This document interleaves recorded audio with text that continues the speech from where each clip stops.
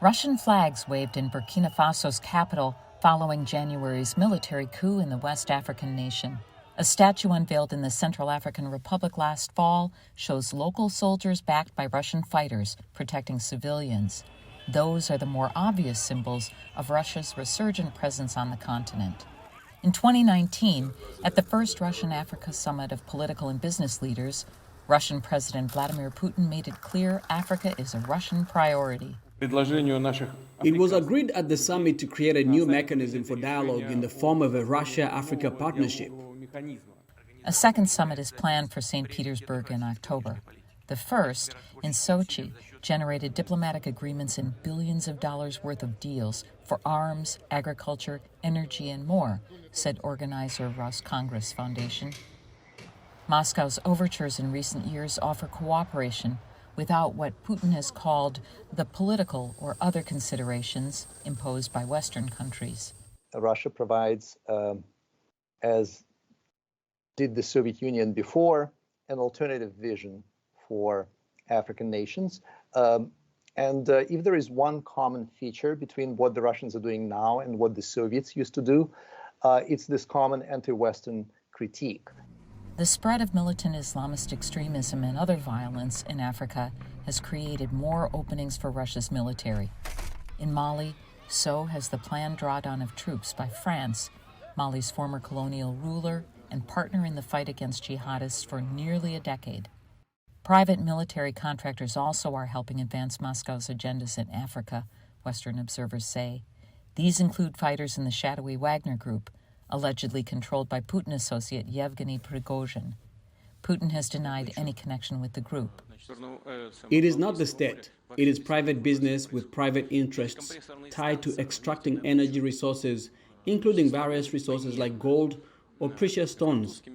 But experts say whatever the goal, the result is that where the Wagner Group shows up, trouble follows.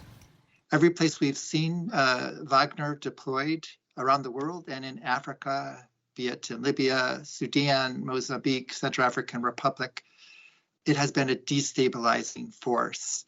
Joseph Siegel, with the Africa Center for Strategic Studies, says mercenaries are part of Moscow's toolkit to prop up weak African leaders in exchange for economic or other advantages.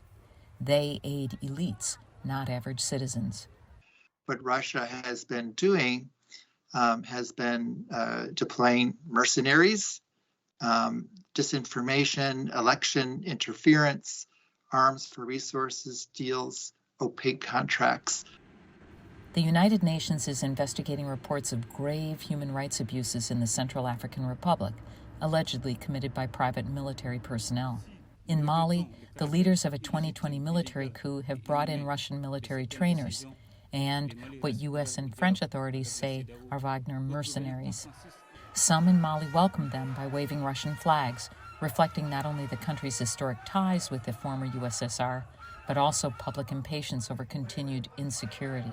In 2013, the Malian population were enthusiastic when the French arrived in the countries. And you can see today that they are rejecting their presence. To be honest, I would not be very surprised if in 2 years or so, the same could happen with the Russian presence, in fact.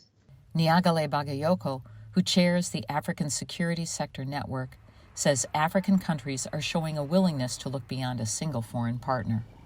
There is the realization of the fact that being only engaged with single actors or with a single group of countries is restricting the possibilities for diplomacy, but also for military apparatus. Russia isn't the only foreign government trying to broaden influence in Africa, home to vast resources, including a surging youth population. The White House plans a second U.S.-Africa summit later this year, and the European Union has announced a new $172 billion investment in infrastructure, countering China's Belt and Road Initiative. China has been Africa's biggest economic partner for at least a decade. Carol Gunsberg, VOA News, Washington.